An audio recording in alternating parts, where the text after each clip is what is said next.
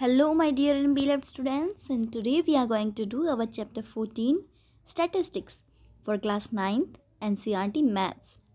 So, today we are going to do our exercise 14.3. So, I have done 14.1 and 2 also. So, I have done 14.1 and 2 also. So, let us start doing question number 1 without wasting any time, okay? Question number 1 क्या है बच्चा? A survey conducted by an organization for the cause of illness. यानी कि एक सर्वे कराया गया है organisation के द्वारा जो इलनेस और डेथ को सर्वे किया गया है among the women between the ages 15 to 44 in the years worldwide. World wide में किया गया है एज 15 to 44 से वुमेंस में एंड और ये सब हमें परसेंटेज में मिला है वो बताते हैं and this is the given table students. So देखो या तो फर्स्ट पे देखो नंबर 1 पे आता है प्रोडक्टिव हेल्थ कंडीशंस जो हैं वो रिप्रोडक्टिव हेल्थ कंडीशन की वजह से होती हैं और फीमेल फर्टिलिटी रेट यानी कि उनकी इलनेस के बारे में जो रेट है वो परसेंटेज में है तो 31.8% वुमेन जो है प्रोडक्टिव हेल्थ कंडीशन की वजह से बीमार पड़ती हैं और जो 25.4% वुमेन है वो न्यूरो साइकेट्रिक कंडीशंस की वजह से बीमार पड़ती हैं और 12.4 वुमेंस है वो इंजरीज़ की वजह से 4.3 वुमेंस कार्डियोवैस्कुलर कंडीशंस की वजह से और 4.1 वुमेंस कॉन्स्पिरेटरी कंडीशंस की वजह से 22.0% वुमेंस अदर कोजेस की वजह से. ओके सो अब हमें क्वेश्चन क्या पूछा गया ये टेबल हमें पहले दे दी गई बच्चा 14.1 में हमें खुद टेबल बनानी थी. ओके और इसमें हमें पहले ही दी गई है और हमसे क्वेश्चन पूछा गया represent the information given above on graph. और अब बारी आती है बच्चा हमारी ग्राफ बनाने की यानी कि अब ये जो टेबल हमें दी गई है इससे हमें बनाना है एक ग्राफ तभी तो हमें परसेंटेज में दिया गया है. ठीक है ग्राफ बनाएंगे और सेकंड क्वेश्चन में देखो क्या बोला है which condition is the major cause of women's ill health यानी कि बीमार रहने की कौन सी सबसे बड़ा रीज़न है कॉज है. सो डेथ वर्ल्ड वाइड में पूरे में. ठीक है और ट्राई टू फाइंड आउट करने की कोशिश करिए with the help of your teachers. बोला टीचर्स की हेल्प से any two factors which play a major role in the cause of above being the major cause. तो जो दो फैक्टर्स हैं जिसकी वजह से मेजर रोल है कोज का कारण है इलनेस का. ठीक है चलो अब आंसर देखो कैसे लिखोगे बच्चा. यस सो फर्स्ट में देखोगे by representing cause of X axis पे जो है एंड फीमेल फर्टिलिटी रेट जो है ऑन वाई एक्सिस पे हम रिप्रेजेंट करेंगे. ठीक है होती है ना ये होती है बच्चा आपके एक्स एक्सिस और ये होती है वाई एक्सिस. तो वाई एक्सिस पे हम जो रिप्रेजेंट करेंगे that will be female family fertility rate. Okay और एक्स एक्सिस पे क्या रिप्रेजेंट करेंगे that will be the causes. Okay and choosing an appropriate scale भी लिखना बहुत इंपॉर्टेंट है बच्चा वरना इसकी वजह से आपके मार्क्स कट सकते हैं. Okay so very important this thing is appropriate scale लिखना है आपको जो कि होगा हमारा 1 unit equals to 5% for Y axis पे हम लिखेंगे. ओके सो इन्फॉर्मेशन स्टार्ट करते हैं हम. यस सो ये आपको ग्राफ है बच्चा जो हम बनाएंगे तो इस तरह से आपको ग्राफ बनाना है. कैसे बनाओगे देखो ये आपकी एक्स एक्सिस है. ओके तो ऐसी सबसे पहले लाइन खींचना है ये तो इतना पता ही होगा आपको और इस साइड पहले और इस साइड लाइन खींचेंगे इस साइड लाइन खींचेंगे. Fine I am not having scale बच्चा सो इसलिए थोड़ा ठीक है. तो हम वाई एक्सिस पे लिखेंगे फीमेल फर्टिलिटी रेट परसेंट में और नीचे इसमें एक्स एक्सिस पे आएगा जो भी कॉजेज़ हैं हमें जो भी कॉजेज़ दिए गए देखो reproductive health conditions neuropsychiatric conditions injuries cardiovascular conditions respiratory conditions and other causes. ठीक है तो ऐसे हमें ग्राफ बनाना है और कॉजेज़ होंगे ये सारे. ठीक है ये सारे ऐसे करके कॉजेज़ लिखने हैं. स्केल भी लिखना बहुत इंपॉर्टेंट है अब देखो कैसे लिखोगे।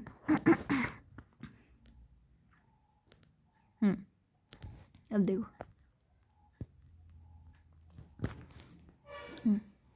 तो 30% हमने देखा कि 30% वुमेंस में इतना ये इसकी वजह से हुआ रिप्रोडक्टिव हेल्थ कंडीशंस की वजह से, ठीक है। और 25 के आसपास हुआ है न्यूरोसाइकाट्रिक कंडीशंस की वजह से, और इंजरीज हुई हैं 10 के आसपास रेट की वजह से, 10 वुमेंस में ये कॉजेस हैं इंजरीज की वजह से। और कार्डियोवास्कुलर कंडीशंस की वजह से इतने 5 के आसपास, और रेस्पिरेटरी कंडीशंस की वजह से भी 5 के आसपास थोड़ा सा, और अदर कॉजेस हुए हैं बच्चा यहाँ पर देखो 20 के आसपास, ठीक है। सो इस तरह से आपको ग्राफ बनाना है, बहुत ईजी है, बस टेबल समझ में आनी चाहिए, ओके। सो अब हम लिखेंगे all the rectangle bars are the same width and have equal spacing between them, okay. Second आता है reproductive health conditions is the major cause. Second में हमें जो क्वेश्चन दिया गया था ना सेकेंड, कि what was the major cause of women's illness, है ना, तो वो हम आएगा reproductive health conditions are the major cause of women's ill health and death worldwide, जो कि है 31.8% of women's are affected by it, okay. अगला देखो थर्ड है the factors are as follows. First is the lack of medical facilities, ठीक है। क्या क्या फैक्टर्स हो सकते हैं, lack of correct knowledge of treatment, ठीक है। तो ये सब थे। Now let us move to the question number 2। The following data on the number of girls to the nearest 10, यानी कि 10 के आसपास वाले गर्ल्स हैं वो ये हैं पर 1000 बॉयज़ बताए गए हैं। Different sections of Indian society, sections भी दिए गए बच्चे, यानी कि जो कास्ट वगैरह की डिफरेंस पे। तो हमें ये टेबल फिर से एक बार अपने आप खुद ही दी गई है, और हमें ऑब्वियसली एक ग्राफ बनाना होता है। सो सेक्शन हमें दिए गए हैं सोसाइटी के कास्ट में जो डिफरेंट किए गए हैं। तो शेड्यूल कास्ट सबसे पहले आता है, इसमें नंबर ऑफ़ गर्ल्स पर 1000 बॉयज़ है 940 है शेड्यूल कास्ट से, और शेड्यूल ट्राइब से है 970, और नॉन एससी और एसटी जो है वो 920, बैकवर्ड डिस्ट्रिक्ट्स वाले हैं 950, और नॉन बैकवर्ड का डिस्ट्रिक्ट है 920, रूरल में है 930, और अर्बन में 910। तो ये सारा टेबल हमें दिया गया है, वी हैव और हमें से 2 क्वेश्चन पूछे गए हैं, कैसे represent the information above by the bar graph में बनाना है। In the classroom discuss what conclusions can be arrived at from the graph. ये क्लासरूम में डिस्कस करने बोला है, ये छोड़ो, चलो सबसे पहले हम बनाएंगे इसका ग्राफ, ओके। सबसे पहले हम स्टार्ट करेंगे by representing section variable on x axis, यानी कि सेक्शन जो है वो हम एक्स एक्सिस पे बनाएंगे, यहाँ पे होंगे सारे sections, okay, getting my point. और नंबर ऑफ़ गर्ल्स होंगी यहाँ पर, नंबर ऑफ़ गर्ल्स पर 1000 बॉयज़ में वाई एक्सिस पे होंगी। The graph of information given above can be reconstructed by choosing the approximately scale जो हमें दिया गया वो हम लिखेंगे 1 यूनिट इक्वल्स टू 100 गर्ल्स। तो ऐसे हमें स्केल बताना बहुत इंपॉर्टेंट हो जाता है, ओके, फॉर वाई एक्सिस में, ओके। चलो अब बना देते हैं हम अपना ग्राफ, बहुत ईजी है बच्चा, देखो क्या देखते रहना। सो सी एक्स एक्सिस पे हमने जो बनाया, एक्स एक्सिस पे हम लिखेंगे जितने भी सेक्शंस हैं या कास्ट हैं वो सब, एससी एसटी नॉन एसटी और बैकवर्ड डिस्ट्रिक्ट्स वाले और non backward districts, rural urban, ये सब लिखेंगे। और यहाँ पर आ गया हमारा नंबर ऑफ गर्ल्स पर 1000 बॉयज़।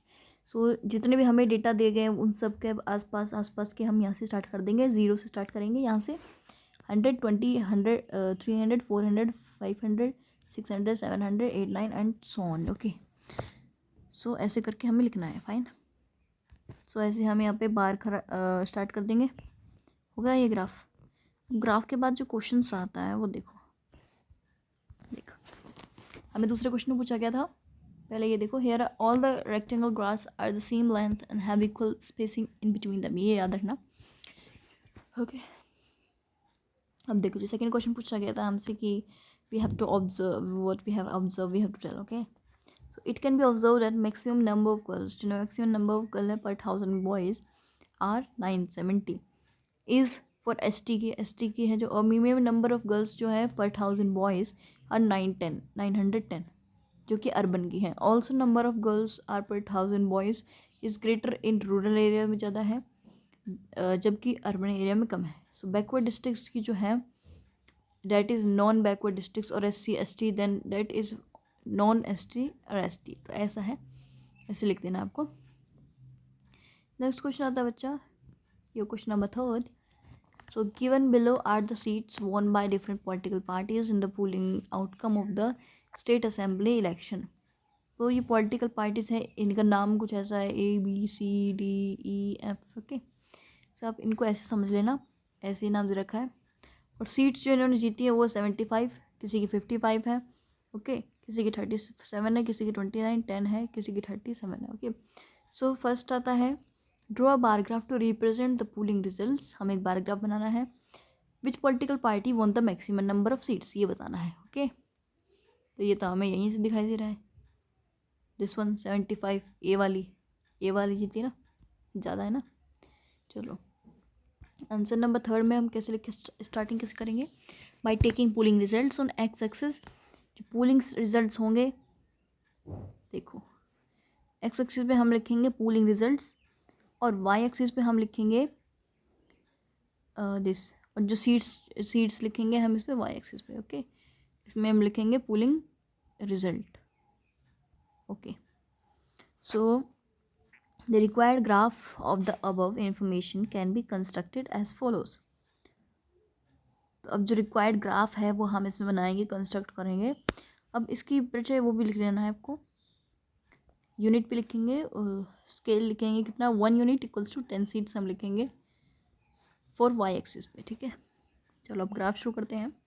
तो यहाँ हमने लिख दिया पॉलिटिकल पार्टीज़ ABCDEF। तो मैंने बताया ना कि ए वाली सबसे ज़्यादा, इससे ज़्यादा कोई नहीं है, तो हम उसके हिसाब से यहाँ पे नंबर लिख दिया। ये हमारी सीट्स रही, सीट्स 1, ठीक है, 10 20 30 40 करके ऐसे ऐसे हम करके लिख सकते। तो 70 पे सबसे ज़्यादा आ रही है ए, तो सेकंड क्वेश्चन का आंसर भी यही हो गया। देखो कैसे लिखोगे। ओके, मिल गया सेकंड का answer a. Okay, now let's move to the question number 4। या the length of 40 leaves of a plant are measured correct to 1 millimetre and the obtain data is represented in the following table. तो 40 leaves हैं, उनकी length नापी गई है जो correct है 1 millimetre के हिसाब से। सो वो जो डेटा है वो हमें यहाँ पे टेबल में दिया गया है। We have to represent this on a bar. ठीक है, ये डेटा है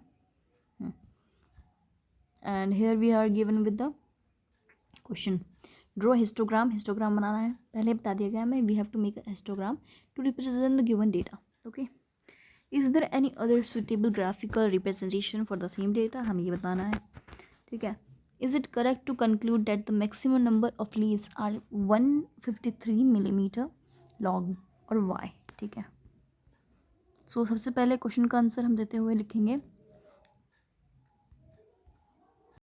ओके स्टूडेंट्स, सो फर्स्ट का लिखेंगे, it can be observe that the length of the leaves is represented in a discontinuous. तो जो रिप्रेजेंट किया गया है that is in a discontinuous में दिया गया है। ठीक है, कंटिन्यूसली नहीं दिया गया। So having a difference of 1 in between, सब में 1 का डिफरेंस है, देयरफॉर 1/2 0.5 होता है, has to be added to each upper class limit and also have to subtract 0.5 from the lower class limit. Okay, so as to make the class intervals continuous बनाने के लिए हमें माइनस करना पड़ेगा 0.5 और प्लस करनी पड़ेगी 0.5। ओके, अब देखो हम कैसे बनाया, हमने दोबारा टेबल बनाया है, सही किया है। सो लेंथ हमने मिलीमीटर में ली है, कैसे 117.5 126.5 ऐसे करके लिए, सही करके लिए है, वहाँ पे पहले गलत थी। ठीक है, सो ऐसे, और नंबर ऑफ़ लीव्स हम लिखेंगे 3 5 और 9 10। ठीक है, ऐसे करके। ओके, ये सब। Okay students, so this is what, ऐसे हम टेबल बना लेंगे, उसके बाद हम अपना हिस्टोग्राम बना लेंगे। तो आपको पता है ना, हिस्टोग्राम में कभी भी गैप्स नहीं होते बीच में, बार ग्राफ में होते हैं। ओके, सो एक्स एक्सिस पे हमने ये लिख लिया, ये है आपकी वाई एक्सिस, ओ सॉरी स्टूडेंट्स, ये आपकी वाई एक्सिस है। ओके, नंबर ऑफ लीव्स हैं, नंबर ऑफ लीव्स हमारे वाई एक्सिस पे, और लेंथ है इन मिलीमीटर में जो है वो हमारी एक्स एक्सिस पे। सो लेंथ हमने यहाँ पे लिख ली 107.5 एंड सो ऑन। और अब देख बच्चा, यहाँ पर जो है ना कॉन्टीन्यूसली नहीं हो रहा है यहाँ पर, ये इसलिए हमें यहाँ पे एक लिंक लगाना पड़ा, इंक, ठीक है, इंक कहते हैं ना इसे। तो इसलिए हमें ये लगाना पड़ा, बिकॉज यहाँ पे कॉन्टीन्यूसली नहीं है, गलत हो जाएगा अगर आपने ये नहीं लगाया तो। ओके, सो 2 4 6 5 ऐसे कर करके हमें करना है, और यहाँ पर आ जाता है 12 पे। ठीक है, अगला क्वेश्चन समझो, मतलब इसके आंसर समझो बच्चा, जो हमें क्वेश्चन पूछे गए थे ना वो देखो। Taking the length of leaves on x-axis and the number of leaves on y-axis, the histogram of this information can be drawn as above. तो हमने x एक्सिस पे क्या लिया है, लेंथ ऑफ लीव्स, और नंबर ऑफ लीव्स लिए हैं y axis पे। The histogram of this information can be drawn as above. So here 1 unit को हम कैसे करेंगे, y एक्सिस पे जो है डेट इज़ 2 लीव्स पे लिया है हमने, 1 यूनिट है 2 लीव्स पे। नेक्स्ट सेकंड क्वेश्चन आता है students, other suitable. Okay students, so no as maximum number जो हमारे other suitable graphical representation of the data frequency is frequency polygon. हमें पूछा गया था कि इसके अलावा कोई और सुटेबल ग्राफिकल रिप्रेजेंटेशन हो सकती है इस डेटा की, तो हमने हो सकती है बच्चों फ्रीक्वेंसी पॉलीगॉन से। ओके, तो नेक्स्ट क्वेश्चन आता है थर्ड, नो, थर्ड का आंसर है ये no, as maximum number of leaves are 12 has their length in between 144.5 millimeter and 153.5 millimeter. It is not necessary that all have their lengths in 153. ये necessary नहीं है कि सबकी 153 ही लेंथ हो। ठीक है, चलो बच्चा, let's move to the question number 5। That is the following table हमें गिवन है, gives the life times of neon lamps. Neon lamps की हमें लाइफ टाइम दी गई है। नियॉन एक कंपनी है ऐसे समझो, और लैम्प्स हैं उसके, तो उनकी लाइफ टाइम यानी कब तक वो चल सकते हैं। सो लेंथ है बच्चा इसकी आर्ट्स में 344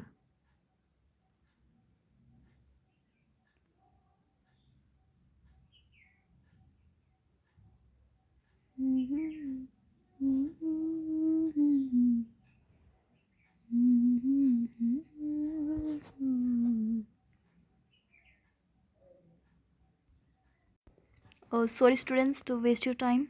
I'm really sorry. Yeah. So length given in hours is 300 to 400, 400 to 500, 500 to 600, 600 to 700, 700 to 800, 800 to 900, and 900 to 1000. So basically this is the length given in hours बच्चा. Number of lamps given 14, 56, 60, 86, 74 and 62, or you can say 48. So first of all the question is students, to represent the given information with the help of the histogram, how many lamps have the lifetime of more than 700 hours? से ज़्यादा किस lamp की है life time? Okay, so let start with the first part से start करते हैं बच्चा। Okay बच्चा, so first one is by taking life time in hours. Hours में लेंगे हम लाइफ टाइम में, लाइफ टाइम इन आवर्स ऐसे लिया ना, जो कि एक्स एक्सिस पे होगा, of neon lamps on x axis, and the number of lamps लेंगे हम वाई एक्सिस पे। देखो ये रहा ना, यहाँ पे हम नंबर ऑफ लैम्प्स लेंगे, and the histogram of the given information can be drawn as follows. तो ऐसे हम इसको हिस्टोग्राम बना सकते हैं। ओके, सो किंक बनाना ना भूलना बच्चा, बिकॉज इट्स वेरी इंपॉर्टेंट। सो 300 400 ऐसे कर करके बनाना है। ओके, सो हेयर हम बताना है कि 1 यूनिट कितनी है वाई एक्सिस पे, जो रिप्रेजेंट करती है 10 लैम्प्स को। 1 unit equals to 10 lamps. So next आता है second question, that is second part इसका answer, It can be concluded that the number of neon lamps having their lifetime more than 700 is the sum of the number of neon lamps having their lifetime as 700 to 800 and so on. ठीक है. So number of जो lions है neon lamps जो हैं उनकी life time more than 700 है. ठीक है. और therefore the number of neon lamps having their life time more than 700 is 184 है. सो कैसे किया हमने, ये प्लस किया है 74 को, 62 को और 48 को. ओके, सो आया है 184. So let's move to the next one, that is question number 6. Question number 6 में क्या देखते हैं बच्चा हम, the following table gives the distribution of students of two sections according to the mark obtained by them. So यहाँ पर बच्चा table दी गई है आपको जिसमें स्टूडेंट्स को डिस्ट्रीब्यूट किया गया है.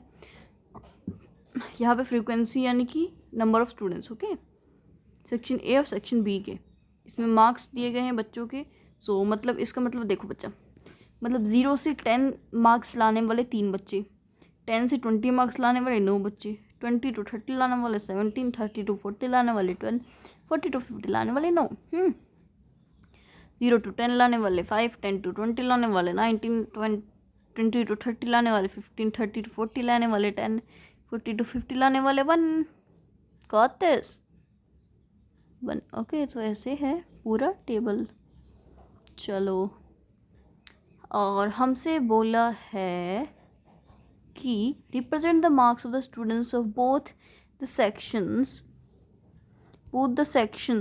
on the same graph by 2 frequency polygons. frequency polygon बनाने हैं हमें. From the 2 polygons compare the performance of the 2 sections. Answer 6 देखो.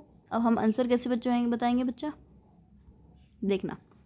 We can find the class marks of the given class intervals by using the following formula. हमें मिला है formula होता है बच्चा, ये क्लास मार्क निकालने का ये फॉर्मूला होता है, आपको पता है ना.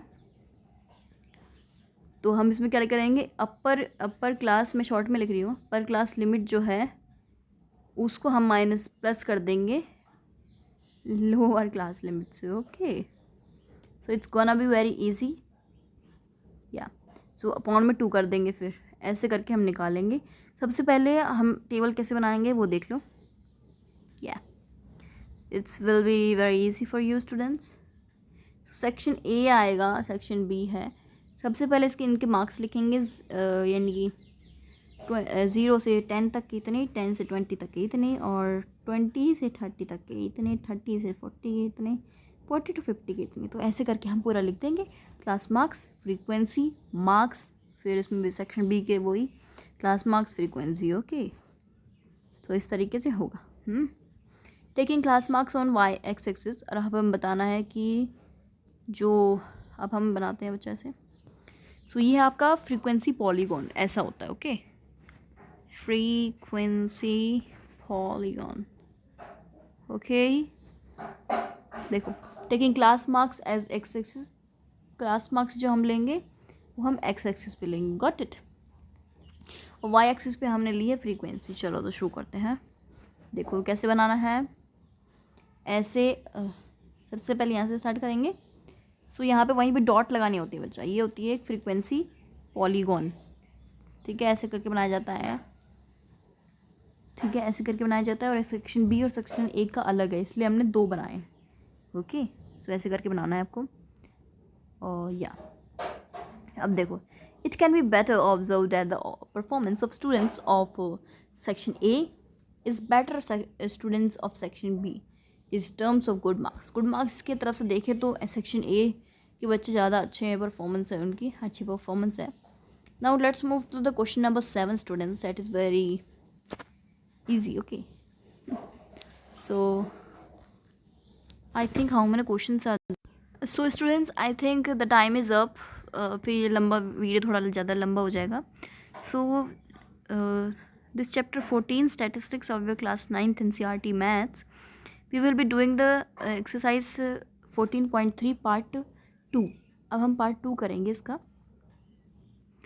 ये part 1 था, अब हम इसके बाद हम करेंगे part 2. ठीक है, तो इसमें हमने क्वेश्चन नंबर 6 तक कर लिया है, क्वेश्चन नंबर 7 से हम पार्ट 2 में करेंगे। Okay, so at last I would like to say thank you so much for watching my video and please like share and subscribe to my channel. Bye bye.